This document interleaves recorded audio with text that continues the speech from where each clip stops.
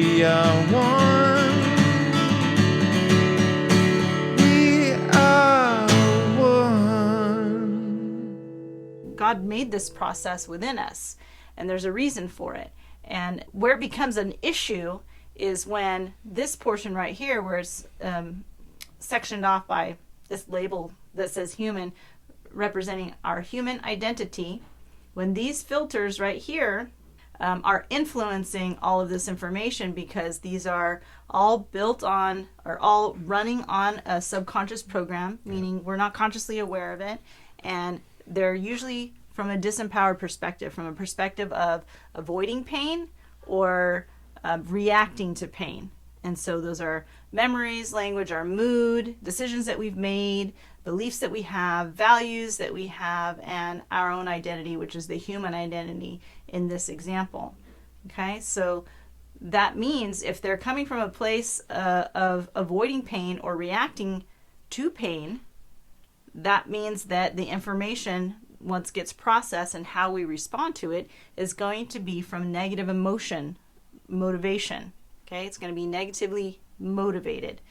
So that means we're going to have issues. We're going to have problems. We'll have negative emotions, negative thoughts, lots of different things. In fact, the kinds of ways, the main kinds of ways that we experience these issues is this list right here. Unforgiveness. We have a video on unforgiveness, as well as a technique on our website. So go ahead and check that out. Learn more about unforgiveness. Also, negative emotions. Negative emotions basically have any label that you can think of put on them, but we would say our 5 core negative emotions are anger, sadness, fear, hurt, and guilt. And pretty much everything else comes under the umbrella of each of those categories. Every once in a while, there might be an emotion, negative emotion, that's big enough to have its own label, but most of the time it's those 5. And then limiting decisions, anything that follows the phrase of I can't because, for example, like I can't do that because, fill in the blank, right? So somebody we knew thought that they couldn't get a job at a certain place because they'd had a job like that for a number of years, and they kept switching to other similar places within the same industry. So they thought, I kind of ran out my welcome in that field, so nobody's going to want to hire me again. That was a limiting decision, right? Because that person is a highly valued person, and especially because they had so much experience, they're more desirable to hire, but that's not how they saw it. So that was a limiting decision, even though they wanted to work in that field. Internal conflict. Internal conflict is kind of like, hey, part of me wants to do this and part of me wants to do that. It's not always that feeling of one way of thinking. It's sometimes, so part-time, you think this way, and sometimes, which is part-time, you think a different way. But those two ways are in conflict with each other, so it paralyzes you, keeps you from taking action, because maybe one part of you is more fear-based. It's pulling you back from taking that action, and then the other part of you is more ambitious. It sees the benefit on the other side, and all of the things that are going to make a life for you that you actually desire and want, and so it wants to go for it. That part of you wants to go for it. So those two parts are internally conflicted. And then we have negative triggers. Negative triggers are when you get triggered by something happening because it's set off.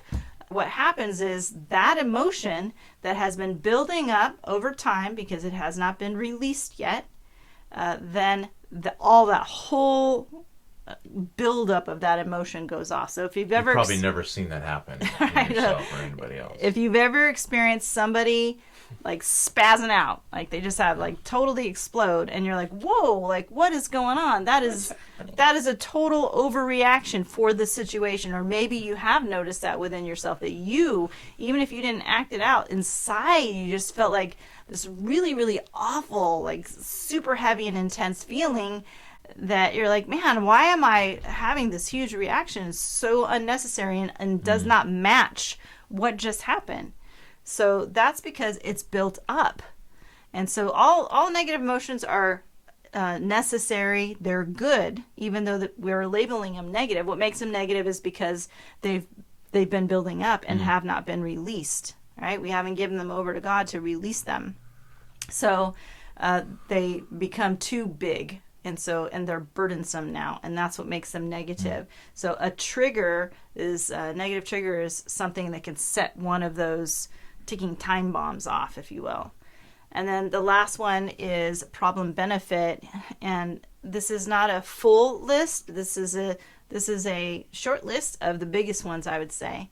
So problem benefit is when you don't realize this consciously, but you're actually having a benefit from having the problem that you want to get rid of. So you're consciously aware of a problem that you have that you want to get rid of, that you no longer want to have, and for some reason that problem just won't go away. You're stuck. You can't shake it. Nothing is changing. No matter what you do, just seems to keep coming back, because at a subconscious level, there's some kind of benefit that you're not consciously aware of that you're getting from having that problem, that your subconscious mind sees as, oh, this is the success formula for getting that benefit, so I can't give that up because it's the only way I know how to get that benefit.